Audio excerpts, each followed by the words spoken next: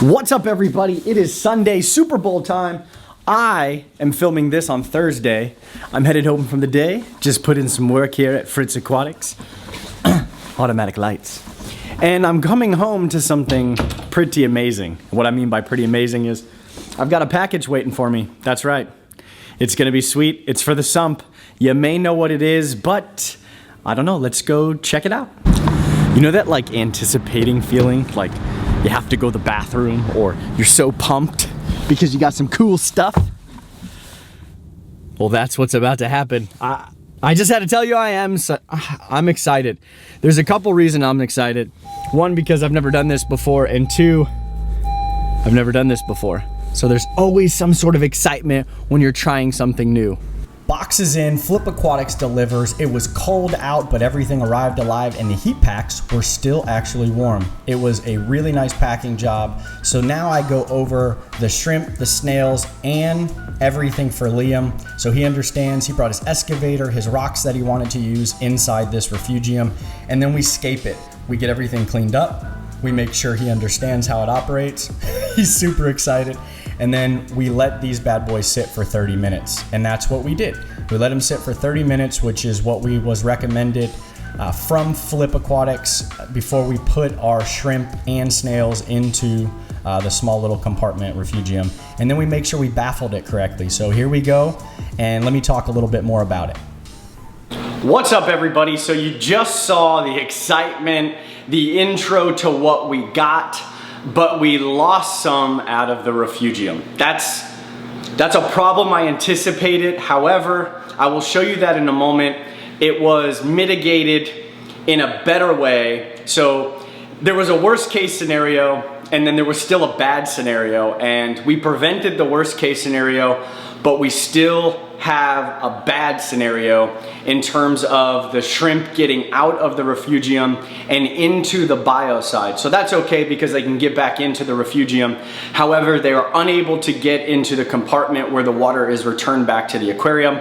Otherwise, they just become an expensive snack. Now, adding plants along with waste-eating animals helps to reduce that nitrate, helps to reduce all of those impurities in your water, and then going through all of the other filtration processes just raises the bar in terms of your filtration. Now remember, a sump is going to provide you the best oxygenation for your system, your whole system, the aquarium, everything. And adding a canister filter on top of that will help provide a much better mechanical and chemical filtration. So if you're into chemical filtration like I am, then you may want to think about adding a canister filter because it will provide a better closed system to make sure that 100% of that water, or close, is getting over that chemical and mechanical filtration. Whereas a sump, it's more open, it's perfect for biological, raising your water volume overall. You can still do those chemical and mechanical filtrations, but the flexibility is gonna be much better, and you're gonna have a more, I don't wanna say complex system, but you're gonna have a more well-rounded system when you get a canister and a sump combined together. I bought all of my shrimp from Flip Aquatics. I also got 3 mystery snails and all of the plants from Flip Aquatics as well. So if you get a chance, just go check it out. I'll put his link in the description for you to, I'm sure you've heard of Flip Aquatics. I mean, Rob's been doing this for a long time. He used to be Luke Diesel on YouTube if you go back to those days. And overall, everything came in very well. It was packed really cool. It had a large box, 2 compartmentalized boxes. So for all of my Hawaiian friends or Japanese friends, it was a bento style box, or anybody that knows what a bento box is. And it had the plants in one box, the shrimp in the other. The packs were still warm, especially with the cold weather. So overall, really pleased. And of course, you just saw how excited Liam was to get anything in a bag that we could put in the aquarium. He is elated when he sees this stuff. So let's look at the refugium. You enjoy it and stay tuned till after so we can talk a little bit more about the other reason why we did the refugium.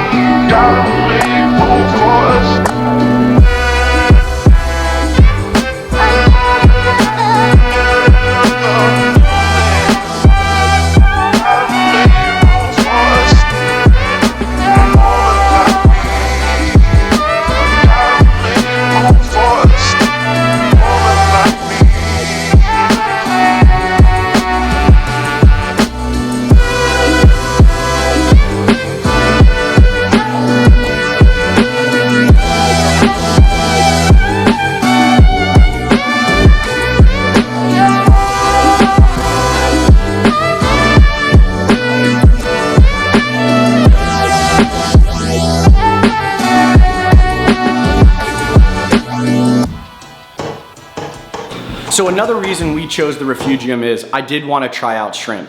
Mindy has a really nice ultra clear nano tank that that she does want to plant. She said this years ago that she wanted to try aquascaping, and I got it. It's sitting here, so hopefully we get to that at some point where she can enjoy something on her level, but I wanted to make sure I understood shrimp. The other neat part about adding the Refugium is my son cannot really see the aquariums, especially the brand new 220 that I'm telling you. I know I'm teasing it. I'm just waiting for a few more things to be done, and then I will show it, I promise, and it won't disappoint. But he can't even see the Tropheus Dardinii tank, and it's got a lot of really cool different, you know, biotope levels to it, and he has to get on a stool, and while we can do that, he has to be supervised. With the Refugium, he can slide right in here, open the doors, and just lay down. And I'll show you a picture of that. He absolutely enjoys looking at it. He calls out the colors of the snails, the shrimp. He's excited to see the movement, and it gives him an opportunity that if he wants to look at it, he can. He doesn't have to just go run and grab somebody. And while some of you may go, what are you doing? He's gonna open all the chemicals and all the foods, and he's just gonna spill it all over the place.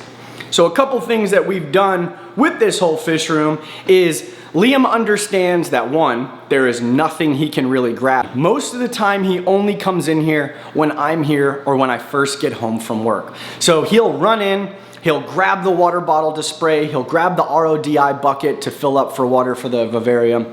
We grab all the food, I hand him the food, and he helps me feed all these animals. Well, now he has an opportunity to learn on his own time. So he doesn't have to wait for dad. He doesn't have to wait for mom. He can come in here if he's interested, open those doors, and then he can look at the Sump, the Refugium himself, and he can start asking questions on his time. I am super pumped to have this Refugium because one, it tests my plant skills, because if you didn't know, the 220, they ate everything but the Anubias. Everything.